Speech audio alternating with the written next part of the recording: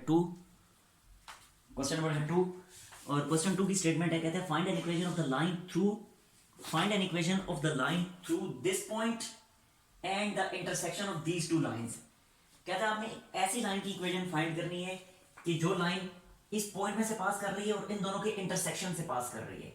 Intersection आपको पता है, ऐसे इंटरसेक्शन का मतलब कि वो पॉइंट जिस पे ये दोनों लाइनें मीट करती हैं। ठीक है, अब लेट्स सपोज इन दो लाइंस की इक्वेशन अगर मैं ड्रॉ करता हूँ, सॉरी इन दो लाइंस को अगर मैं ड्रॉ करता हूँ, नाम मैं इनको दे देता हूँ, this is line number 1 and this is line number 2। अब अगर इन दो लाइंस को मैं ड्रॉ करता हूँ, लाइन नंबर 1 और लाइन नंबर 2 को, तो देखें ऐसे मैंने ड्रॉ कर दिया, this is line number 1 and this is line number 2। अब ये दोनों लाइंस इस पॉइंट पे मीट करती हैं। ठीक है, और ये जो पॉइंट गिवन है 2 - 9 वो कहीं यहाँ पे है। इस पॉइंट को मैं पी का नाम दे देता हूँ अपनी आसानी के लिए। ठीक है, तो ये पॉइंट पी यहाँ पे है। अब क्वेश्चन उसका क्या है, कहता है आपने एक ऐसी लाइन की इक्वेशन फाइंड करनी है जो इस पॉइंट पी और इन दोनों के इंटरसेक्शन से पास कर रही है। मतलब इस पॉइंट और इस पॉइंट से पास कर रही है। मींस कि ये वाली लाइन आपने फाइंड करनी है, ये लाइन है, ये जो रेड कलर में मैंने नई लाइन ड्रॉ की है, इस रेड लाइन की इक्वेशन में फाइंड करनी है। ठीक है, अब इस रेड लाइन की इक्वेशन फाइंड करने के लिए बिल्कुल क्लियर है कि पॉइंट पी तो हमारे पास मौजूद है, ये तो गिवन है हमें। अब अगर इन्हीं दोनों लाइंस को, ये लाइन 1 और लाइन 2 को अगर हम साइमल्टेनियसली सॉल्व करें तो ये वाला पॉइंट भी हमें मिल जाएगा। इस पॉइंट को अगर मैं क्यू का नाम दे दूं, तो जब पॉइंट क्यू हमें मिल जाएगा तो हम पॉइंट पी और पॉइंट क्यू पे 2 पॉइंट फॉर्म यूज कर लेंगे। ये थी 2 point form, x minus x1 over x2 minus x1 equals to y minus y1 over y2 minus y1। ठीक है, ये 2 पॉइंट फॉर्म थी। और ये 2 पॉइंट फॉर्म हमें पता है कि ये कब यूज होती है कि जब हमें 2 पॉइंट्स गिवन हो। तो अगर एक पॉइंट तो P हमें पता है, इसी तरह इन दोनों लाइंस को साइमल्टेनियसली सॉल्व करके ये पॉइंट Q भी हम फाइंड कर लेंगे। और जब पॉइंट Q आ जाएगा तो P और Q पे ये 2 पॉइंट्स फॉर्म हम इजीली यूज कर लेंगे। ये चीज क्लियर हुई। अब मैं इस तरह करता हूं कि लाइन 1 और लाइन 2 को मैं साइमल्टेनियसली सॉल्व करता हूं। और सॉल्व करने का तरीका आपको पता है कि अगर हमें x की वैल्यू फाइंड करनी है तो y को रिमूव करना होगा, और अगर y की वैल्यू फाइंड करनी है तो x को रिमूव करना होगा। मैं इस तरह करता हूं, इन दोनों इक्वेशंस में से x को रिमूव कर देता हूं। और x को रिमूव करने के लिए x के कोएफिशिएंट्स का सेम होना जरूरी है। अब यहाँ x का कोएफिशिएंट 2 है, यहाँ 3 है, तो मैं इस तरह करूंगा कि इस वाली इक्वेशन को 3 से मल्टीप्लाई कर दूंगा, इस पूरी इक्वेशन को 2 से मल्टीप्लाई करूंगा।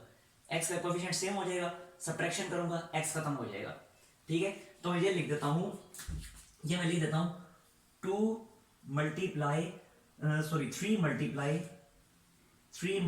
Line number 1 minus 2 multiply line number 2। ठीक है, तो देखें 3 मल्टीप्लाई लाइन नंबर 1, ये लाइन नंबर 1 को मैं 3 से मल्टीप्लाई कर रहा हूं, तो ये बन जाएगा 3 से मल्टीप्लीकेशन के केस में 6x plus 15y minus 24 is equal to 0। ठीक है, अब माइनस करना है हमने 2 मल्टीप्लाई लाइन नंबर 2 को, ये लाइन नंबर 2 को मैं 2 से मल्टीप्लाई करके इसके नीचे लिख रहा हूं, तो ये भी बन जाएगा 6x minus 8y minus 12 is equal to 0।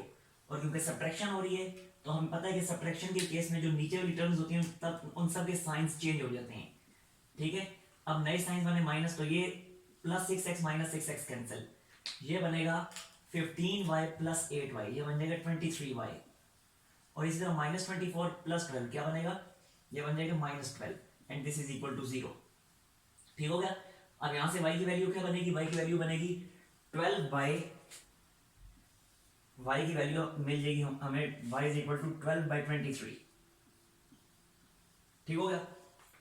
अब y की वैल्यू आ गई, y की इस वैल्यू को आप पुट कर दें इन दोनों में से किसी भी एक इक्वेशन में, तो मैं y की इस वैल्यू को लाइन नंबर 1 में पुट कर देता हूं, तो put y is equal to 12 by 23 in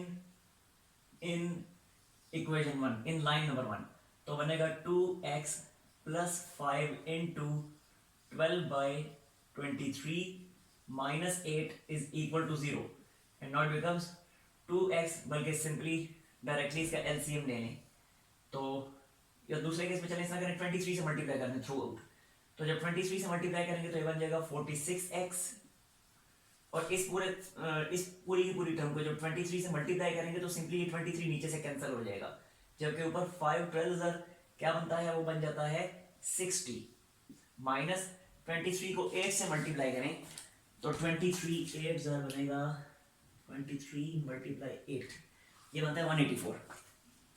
ठीक हो गया, तो ये लिख दिया जी 184 इज इक्वल टू 0, और इसके बाद ये बनेगा 46x,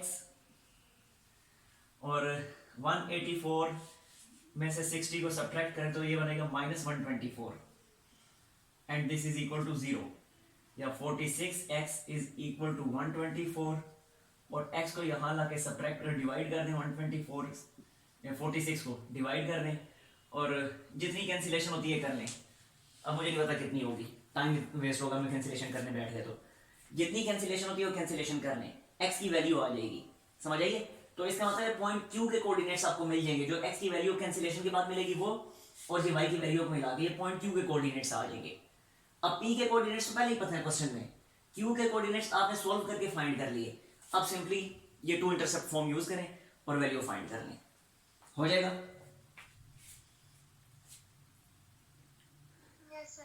हाँ जी हमारा हो जाएगा, बस ठीक है, स्क्रीनशॉट लें जल्दी से।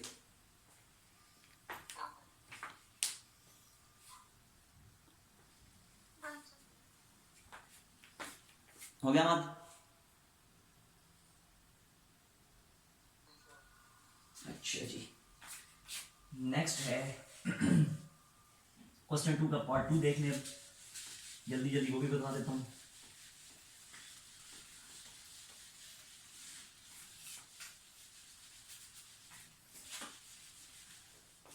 देखें जी, क्वेश्चन नंबर 2 का पार्ट 2 है, इसमें कहते हैं वही क्वेश्चन 2 में जो उसने कहा था ऊपर स्टॉप पे, find an equation of the line through.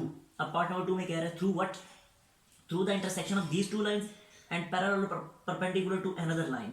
देखें जरा, मैं यहाँ लिख देता हूँ नंबर 2, कहते हैं ऐसी लाइन की इक्वेशन फाइंड करनी है कि जो इन दोनों के इंटरसेक्शन से पास करे। किन दोनों के, ये एक इक्वेशन में लिख रहा हूं और ये दूसरी इक्वेशन।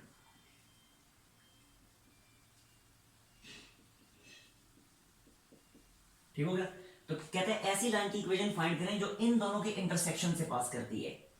तो जब इन दोनों को हम सोल्व करेंगे तो हमें पॉइंट मिल जाएगा कि जिस पॉइंट से वो हमारी रिक्वायर्ड लाइन पास कर रही है।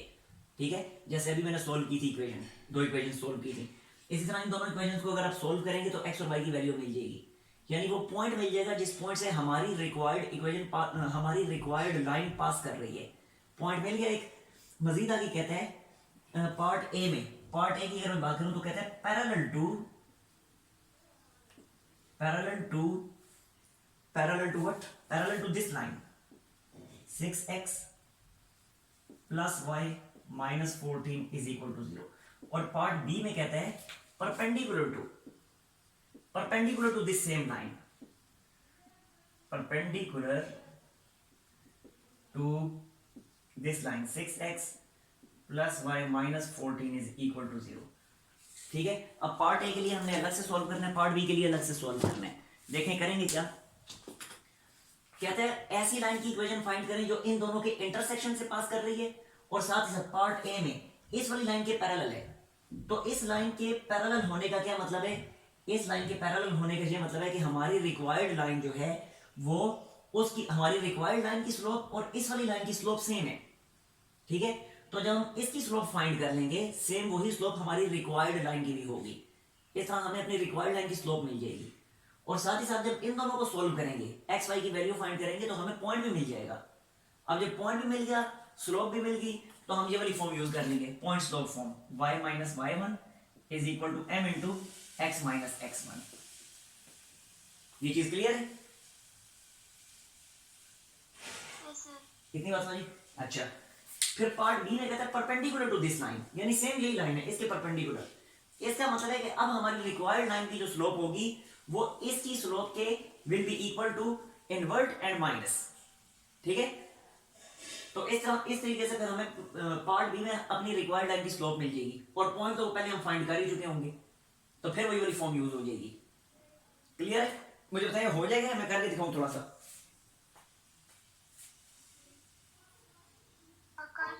करके दिखा तो चल देख लें। पार्ट ए में देख लें। पहले मैं इस तरह करता हूं, इन दोनों इक्वेशन को मैं सोल्व करता हूं। अब इन दोनों इक्वेशन को सोल्व करने के लिए पहले मैं इसको नाम दे देता हूं this is line number 1 and this is line number 2। ठीक हो गया। पहले मैं इन दोनों लाइंस को सोल्व करता हूं, लाइन नंबर 1 और लाइन नंबर 2 को। तो सोल्व क्या करने, सिंपली इनको ऐड कर दें, y खत्म हो जाएगा, x की वैल्यू आ जाएगी। तो ये देखें जी, लाइन नंबर 1 प्लस लाइन नंबर 2, तो ये लिखा x minus y minus 4 is equal to 0 and 7x plus y plus 20 is equal to 0। और जब सोल्व करेंगे तो ये दोनों y तो कैंसिल हो गए, ये बन गया 8x और ये बन गया प्लस 16 इज इक्वल टू 0। अगले स्टेप में 16 उधर जाके माइनस 16 बनेगा और x की वैल्यू हमारे पास क्या आ जाएगी, x की वैल्यू हमारे पास आ जाएगी -2। अब x की इस वैल्यू को कि इन दोनों में से किसी एक इक्वेशन में पुट कर दें, y की वैल्यू आ जाएगी। तो मैं इस तरह करता हूं कि x की इसी वैल्यू को लाइन नंबर 1 में पुट कर देता हूं। तो put this value of x in line number 1। तो लाइन नंबर 1 बन जाएगी -2 minus y minus 4 is equal to 0। now this -2 and -4 becomes -6। ठीक हो गया, -6 और y उधर जाएगा तो y की वैल्यू आ गई -6। ठीक हो गया, तो x की वैल्यू भी आ गई, y की वैल्यू भी आ गई। तो हम क्या देते हैं कि हम क्या देते हैं, रिक्वायर्ड लाइन passes through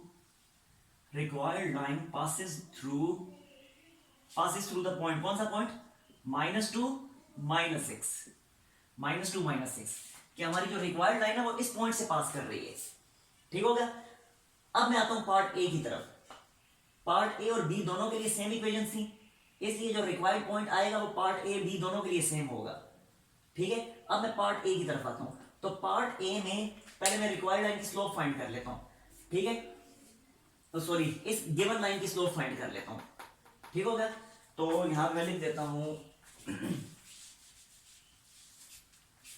बल्कि इस तरह करता हूं कि इस वाली को मैं नाम दे देता हूं लाइन नंबर 3 का, काम आसान हो जाएगा। लाइन नंबर 3, तो मैं यहां पे लिख देता हूं slope of line number 3। Slope of line number 3 क्या बनेगी, स्लोप ऑफ लाइन नंबर 3, इसकी स्लोप को मैं नाम दे देता हूं m का, और इसको स्लोप इंटरसेप्ट फॉर्म में कन्वर्ट करें। यहां पे मैं करके दिखा देता हूं स्लोप इंटरसेप्ट फॉर्म में कन्वर्ट साइड पे। तो देखें ये बनेगा y is equal to -6x plus 14 is equal to 0। यानी लाइन नंबर 3 को स्लोप इंटरसेप्ट में लाइन नंबर 3 को स्लोप इंटरसेप्ट फॉर्म में कन्वर्ट किया तो ये बना। तो यहां से स्लोप आपके सामने है, बिल्कुल क्लियर है, क्या बन रही है, -6। x का कोएफिशिएंट जो होता है वो स्लोप होती है ना, तो -6 बन रही है। तो स्लोप ऑफ लाइन नंबर 3 बनी हमारे पास -6। क्लियर है यहां तक, कोई मसला तो नहीं इसमें। अच्छा, मजीद आगे देखें, लाइन नंबर 3 की स्लोप आ गई हमारे पास। अब मैं पार्ट ए कर रहा हूं। पार्ट ए में क्योंकि हमारी रिक्वायर्ड लाइन जो है वो इस लाइन नंबर 3 के पैरेलल है, ठीक है, तो इस केस में फिर स्लोप्स इक्वल होंगी। तो ये मैं लिख देता हूं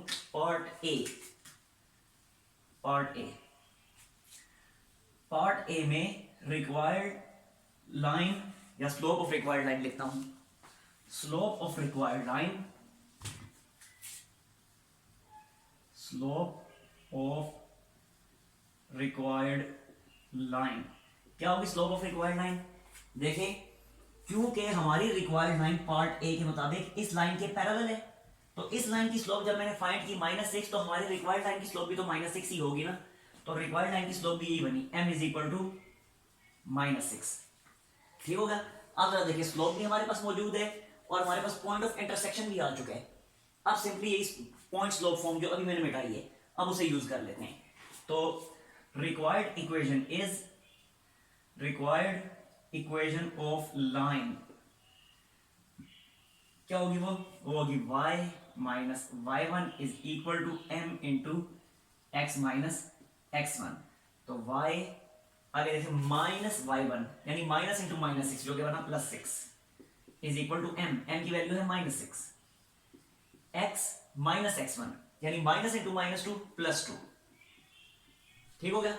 अब इसे तो आप लोग सिंप्लीफाई कर ही लेंगे ना, सोल्व कर लेंगे, इसे सोल्व कर लेंगे ना, कोई मसला तो नहीं है। चलो इसे मैं करके दिखा ही देता हूँ। अब ये भी y plus 6 is equal to -6x minus 12, -6 को भी इधर शिफ्ट करें, 12 को भी इधर शिफ्ट करें तो बनेगा 6x plus y plus 18 is equal to 0। तो ये है हमारी वो रिक्वायर्ड लाइन जो इस वाली लाइन के पैरेलल है। क्लियर हो गया। यहाँ तक कोई मसला? Clear sir. अच्छा, मैं पार्ट बी की तरफ आता हूँ, पहले इसका स्क्रीनशॉट लेना, फिर पार्ट बी की तरफ आता हूँ मैं।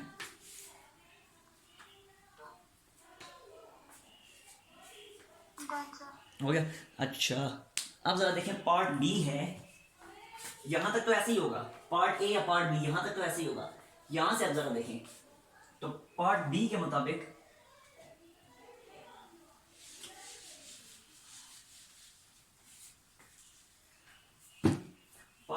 मुताबिक स्लोप ऑफ रिक्वायर्ड लाइन क्या बनेगी? क्योंकि पार्ट बी में ये कहा गया था कि हमारी रिक्वायर्ड लाइन इस लाइन नंबर 3 की, ये वही लाइन नंबर 3 जो जे थी वही ये है, यहां भी चलो मैं लिख देता हूं, दिस इज लाइन नंबर 3। तो पार्ट बी में हमें ये कहा गया है कि ये लाइन नंबर 3 जो है हमारी रिक्वायर्ड लाइन के परपेंडिकुलर है। तो जब परपेंडिकुलर है तो अब स्लोप क्या आएगी हमारी रिक्वायर्ड लाइन की? इसकी स्लोप का इन्वर्ट एंड माइनस, ठीक है? तो फिर ये बनेगी, अब वो ये बनेगी इस तरह से, equals to minus into invert and this. तो ये कर दिया इन्वर्ट एंड दिस, जो कि बन गया 1/6। क्लियर? यहां तक कोई मसला तो नहीं इसमें? अच्छा, अब फिर हम इक्वेशन फाइंड कर लेते हैं, equation of required line. No, equation of required line क्या बनेगी? फिर वही point slope form, y minus y1 is equal to m into x minus x1। तो ये लिखा जी y, और फिर वही देखें माइनस इंटू माइनस 6 यानी plus 6 is equal to m की जगह आ जाएगा 1/6, और x माइनस x1 की जगह माइनस x1 है ना, तो माइनस इंटू माइनस 2 यानी +2। अब इसको सॉल्व करते हैं आप लोग खुद ही। अब इसका लें स्क्रीनशॉट, और अगर कोई मसला है तो पूछ लें, वरना मैं नेक्स्ट क्वेश्चन स्टार्ट करता हूँ फिर।